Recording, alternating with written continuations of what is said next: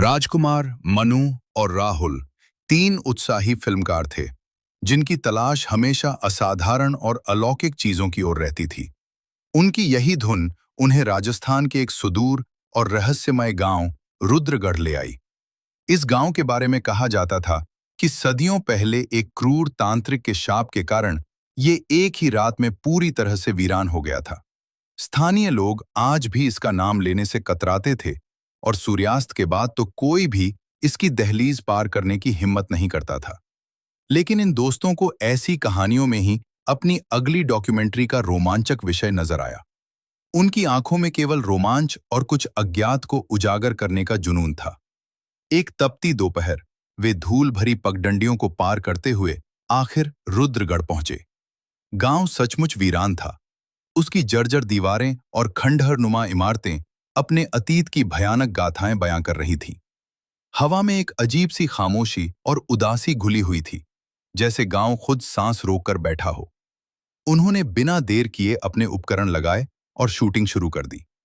Rahul drone उड़ा रहा था, मनु गांव के इतिहास से जुड़ी बातें नोट कर रहा था और राहुल मुख्य कैमरा संभाल रहा था। जैसे जैसे सूरज ढलने लगा, उसकी नारंगी किरणें उन टूटी हुई दीवारों पर पड़ती रहीं, जिससे पूरा परिदृश्य और भी रहस्यमय लगने लगा। स्थानीय लोगों की चेतावनियों को दरकिनार करते हुए उन्होंने रात भर रुकने का फैसला किया, ताकि रात के भयावह माहौल को भी कैमरे में कैद कर सकें।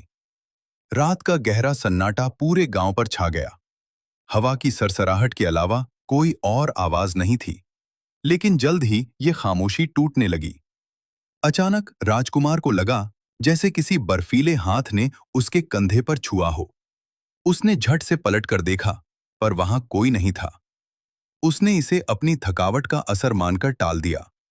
थोड़ी देर बाद मनु ने अपने रिकॉर्डर में कुछ अजीब फुसफुसाहटें सुनी, जो साफ नहीं थीं, लेकिन उनकी भयानक प्रकृति दिल दहलाने वाली थी। राहुल को अपने ड्रोन के कैमरे में एक पुरानी हवेली के खंडहर से गुजरती एक धुंधली परछाई दिखी, जो पल भर में गायब हो गई। तीनों ने एक दूसरे की ओर देखा। उनके मन में एक अजीब सी बेचैनी घर कर रही थी। उन्होंने खुद को समझाने की कोशिश की कि यह सिर्फ उनकी कल्पना थी। आधी रात होते होते स्थितियां और भी भयावह हो गईं।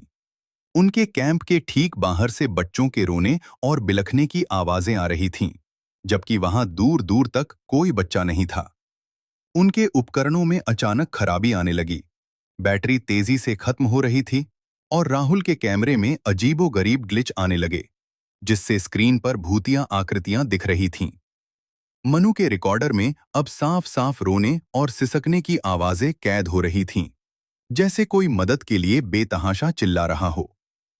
राजकुमार जब एक पुरानी कुएं से पानी निकालने की कोशिश कर रहा था, तो उसे लगा जैसे कुएं के अंदर से कोई अदृश्य शक्ति उसे नीचे खींच रही हो। वे तीनों अब बुरी तरह से डरे हुए थे, लेकिन उनकी जिज्ञासा उन्हें वहां से जाने नहीं दे रही थी। भय और रोमांच के मिश्रण में उन्होंने गांव की सबसे पुरानी और सबसे बड़ी हवेली की ओर जाने का फैसला किया। तो दोस्तों, आगे की कहानी जानने के लिए आप सब मेरे चैनल को जल्द सब्सक्राइब कर लीजिए, जिससे आगे की कहानी मैं आप सभी के बीच ला सकूं।